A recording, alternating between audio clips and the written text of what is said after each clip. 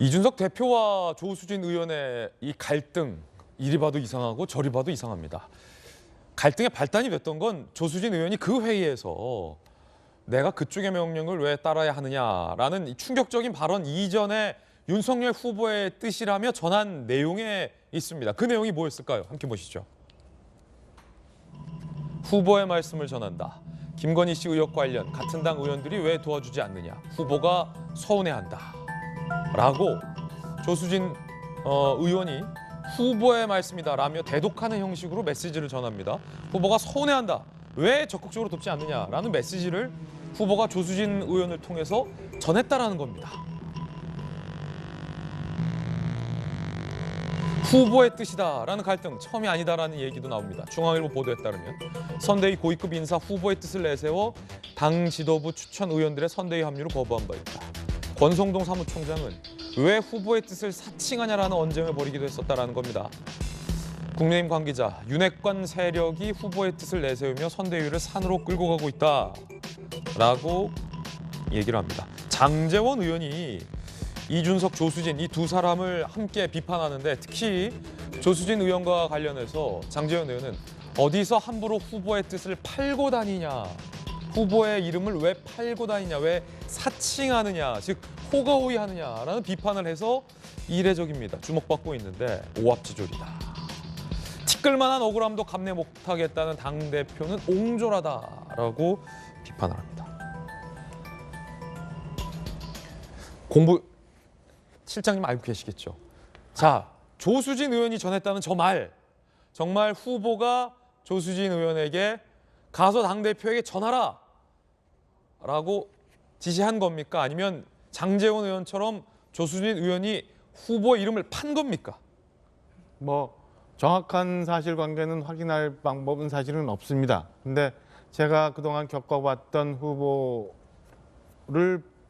보면 저는 저렇게 했을 것 같지는 않다는 생각이 들어요. 그래서 오히려 권성동 총장이나 장제원 의원이 얘기한 것처럼 조수진 단장이 그 부분에 있어서는 좀 과도하게 후보의 얘기를 전하지 않았나 싶은 생각이 들고요. 특히나 이게 이준석 대표와 조수진 단장과의 갈등뿐만 아니라 저 전원이라는 얘기를 계기로 사실은 후보와 의원들 간에도 불편한 관계가 있을 수 있는 상황이 벌어진 거거든요. 그래서 저는 저 부분에 대해서는 조수진 단장이 좀 잘못했다, 당시 판단을 잘못했다라고 저는 좀 생각을 하면서 못내 아쉬운 대목으로 저는 생각을 하고 있습니다. 그럼 전윤기 의원님, 박장호 공보실장님의 설명에 따르면 후보가 저런 말을 했을 리 없다. 바꿔 말하면 장제원 의원의 비판대로 후보의 이름과 뜻을 팔았다라는 얘기가 되는 건데 어떻게 이런 일이 있을 수 있습니까? 사실 어떻게 됐건 그 윤핵관이 결국에 선거를 산으로 끌고 가는 비판은 사실 자유로울 수 없을 것 같습니다. 사실 그 윤석열 후보 입장에서는 이준석 당대표가 눈에 가시지 않을까 이런 생각을 하는데요. 사실상 그 18일 전에 울산 회동에서 화해를 했지만 윤핵관이라 하는 그런 폭탄들은 다 안고 가는 상황이었던 것이고 지금 이준석 대표가 받아들이고 있는 비판 중에 하나가 왜 자기 정치를 하고 있느냐 라는 내용입니다. 이 대표가 왜 자기 정치하느냐. 예, 그렇습니다. 지금 이번 선거에서 후보는 분명히 윤석열인데 왜 이준석이 더 스타성을 돋보이고 있고 이준석이 자기가 하고 싶은 대로 자기 정치를 하고 있다는 비판을 굉장히 많이 받고 있기 때문에 후보 입장에서는 내가 주인공인데 왜 이준석 당대표가 오히려 더 주인공 행세를 하느냐라는 이런 생각을 가질 수밖에 없다고 생각합니다. 그래서 눈에 가시를 제거하는 것이 아닌가 이런 생각이 들고요. 이번에 선대위 그 직함을 내려놓으면서도 당대표는 끝까지 본인이 지키고 간다는 얘기거든요. 예. 그러면 이것 또한 내가 선대위 직책을 내려놓으면서도 당대표로서의 권한은 행사하겠다. 나는 내 정치를 조금 더 이어가겠다라고 이야기를 하는 거기 때문에 눈에 가시가 될 수밖에 없는 상황이다. 저는 그렇게 보고 있습니다. 그렇군요. 이 대표가 자기 정치하고 있는 거고 조수진 의원은 윤핵관이 아니냐라는 전윤기 의원의 의견이었습니다. 이준석 대표가 이런 말을 했습니다. 함께 보시죠. 조수진 의원의 이 사퇴에도 불구하고 이런 SNS를 올렸습니다.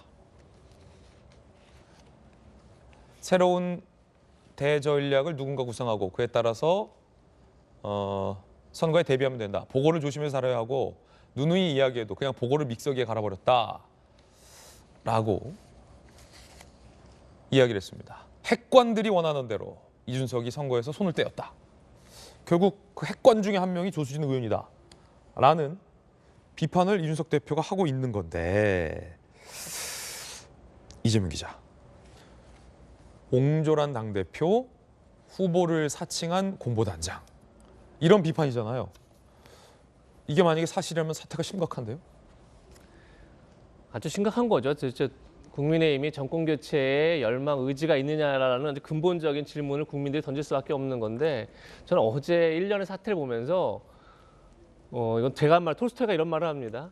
사람들은 세상이 변해야 한다고 생각한다. 하지만 어떤 사람도 내가 변해야겠다고 생각하지 않는다라고 하는데, 지금 국민의힘이 딱 그 모양인 것 같습니다. 다 지금 변해야 한다고 얘기를 하는 거죠. 정권이 바뀌어야 되고 정책이 바로 잡아야 되고, 그래서 대한민국이 새로워져야 된다. 수없이 얘기합니다. 그런데 국민의힘에 있는 누구 한 명 내가 변해야겠다 생각하는 사람은 없는 거죠. 그러니까 계속 모두가 자기의 아주 작은 이익을 침범당하면 그걸 참을 수 없는 거고, 그렇게 이익 집단화 돼가고 있는 거죠. 그런 모습을 지금 국민의힘이 뭐 연 이틀 계속 지금 국민들에게 보여주고 있는 게 아닌가 싶은데, 그래서 이제 누가 잘못했고 누가 잘했고 이런 걸 떠나는 건 참 이제 그 자체가 별 의미가 없는 거죠. 모두가 좀 얘기한 것처럼 당 대표가 저렇게 당을 지금 엉망을 만들고 가는 게 맞냐, 이거 분명히 있는 거고, 또 수석 최고위원이 후보를 사칭했다, 지금 이런 얘기까지 듣는 상황이 왔죠. 그런데 중요한 건 어쨌든 그럼에도 불구하고 이 모든, 제가 지난번에 윤석열 후보와 이준석 대표의 갈등 때도 얘기했지만, 결국은 이준석 대표가 욕을 먹을 거다, 많은 비판이 많이 갈 거다. 하지만 결국은 그 실점은 결국 윤석열 후보가 하는 겁니다. 이번도 마찬가지입니다. 이게 사태가 어떻게 전개되든 결국 지지율이 빠지는 건 윤석열 후보입니다. 그리고 피해를 보는 건 윤석열 후보인 거죠. 다시 얘기해서 거꾸로 얘기하면 이 사태를 다시 정상화시키고 수습할 책임 또한 윤석열 후보한테 있는 거죠. 그러니까 이게 참 어려운 국면인데, 지금 윤석열 후보가 약간 제가 느낄 때는 발을 빼고 있는 듯한 뭐 약간 이런 느낌인데, 예. 결국은 이 문제의 발단, 이 사단이 벌어진 발단 자체가 김건희 씨 문제입니다. 지금 조금 전에 조수진 공보단장이 왜 김건희 씨 문제에 대해서 당이 소극적으로 대응하느냐라고 불만을, 서운함을 전했다고 했지만, 그 전 단계가 더 중요합니다. 전 단계, 이 비공개 회의 자체가, 자, 김건희 씨 리스크를 그럼 과연 어떻게 해결할지 좀 논의해보자, 이런 그 자리였던 회의였어요? 겁니다. 그랬더니 거기서 이게 지금 비공개이지만 얼마든지 여기서 논의된 내용들이 밖으로 새나갈 수 있다. 그러니 여기서 논의하는 게 적절치 않다면서 저런 얘기가 간 겁니다. 그러니까 이게 지금 글쎄요, 김건희 리스크를 제가 지난번에 말씀드렸지만 이미 민주당에서는 예전부터 제기했던 의혹입니다. 그것을 대응하는 방식에서 굉장히 미숙함을 드러냈죠, 국민의힘이. 그런데 이걸 다시 수습하는 과정 또한 미숙함의 연속인 거죠. 과연 이렇게 해서 설령 집권하더라도 과연 정권을 성공시킬 역량과 의지가 있나, 지금 그런 문제에 봉착해 있는 게 아닌가 싶습니다. 김종인 총괄위원장은 뭐라고 얘기하고 있을까요? 이 국면에 대해서 들어보시죠. 조수진 의원이 조금 실수를 한 거예요. 후보 말만 듣고 난 딴 사람 말을 안 듣겠다 할 것 같으면은 이 선대위 조직 자체가 제 기능을 갖다 할 수가 없어요. 정당에서 민주주의 하다 보면 그럴 수도 있다, 이런 얘기를 한 거죠. 아마 그 말이 오히려 더 이준석 대표에게 더 자극을 하지 않았나 그래요. 이준석 대표는 일을 하도록 복귀를 시키실 계획이십니까? 이준석 대표의 성격상으로 다시 복귀하리라고는 기대하기 어려운 것 같아요. 자, 복귀하기 힘들 거다라는 얘기도 있었고, 후보의 발언 때문에 이 대표를 자극한 측면도 있다라고 후보에게도 쓴소리를 했습니다. 바로 이 발언입니다.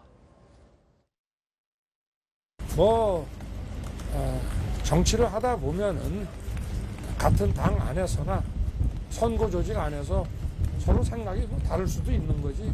어떻게 군사 작전하듯이 그렇게 일사불란하게 하겠습니까? 그게 바로 민주주의 아니겠습니까?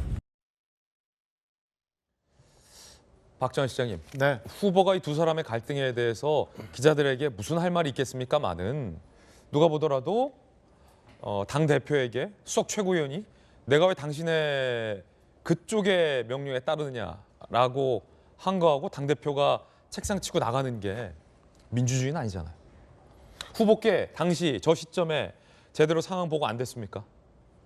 현장에서 상황 보고가 아주 원활하게 전달이 안 된 것 같고요. 상황 보고가 안 저는 됐군요. 저는 지금부터, 그러니까 그때부터 뭐 이 문제에 있어서 후보의 리더십이 또 한 번 이제 시험대에 올랐다라고 생각을 하고요. 결국에는 지금에 있는 갈등이 양상을 후보가 리더십을 발휘해서 풀어가야 되지 않을까라는 생각입니다. 그래서 아까 얘기했던 것처럼 그때의 그 상황을 너무 쉽게 가벼이 생각해서 저런 발언을 하지 않았나라는 생각이고 제가 볼 때도 다소 이 국면을 너무 쉽게 생각해서 너무 예. 그냥 급한 생각에서 나온 얘기 아니었나, 부적절했다라는 생각이 듭니다. 저희가 잘못 보좌한 탓이라고 저는 생각을 해요.